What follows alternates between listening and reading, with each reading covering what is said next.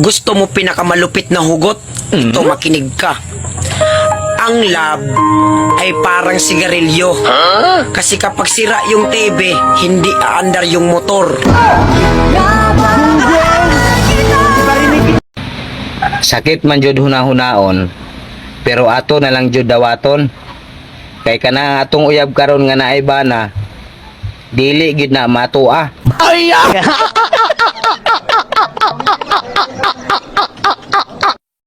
Mutuo ka sa ako, dili. Ang taong buutan, sakit na mga istorya. Samot na, kumahurot na ilang pasyensya.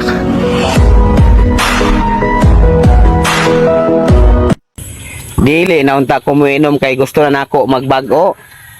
Di atay po ni among mga silingan oy. Gitawag na pod ko.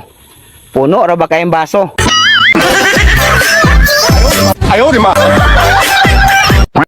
Kul, unsa di tawag sa pari nga nag-abogado? Pari nga nag-abogado? O, kul, unsay tawag? Pari nga nag-abogado.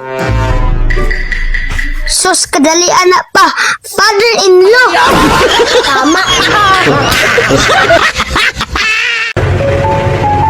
Bisan pagon sa kabugnaw sa panahon, basta wa tay kwarta, panington gyud ta.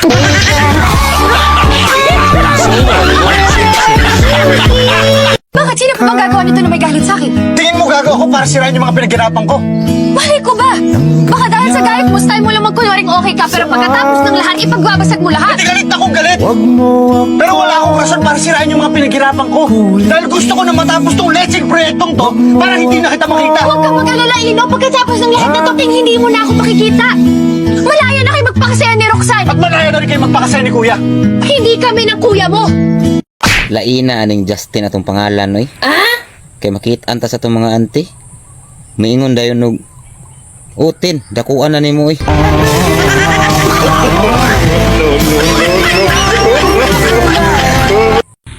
Wala ko nakagraduate og elementary. Wala ko nakapatong sa high school. Pero sulay ko in English. I don't care about you.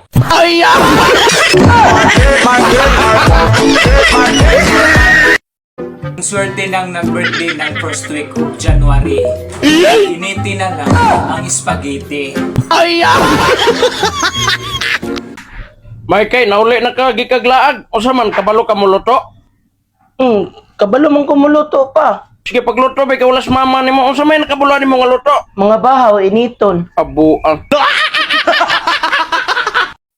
Kung ang kamatis ay pampakinis ng kutis at ang kalabasa naman ay pampalinaw ng mata, ang alak, pampaganda ng asawa.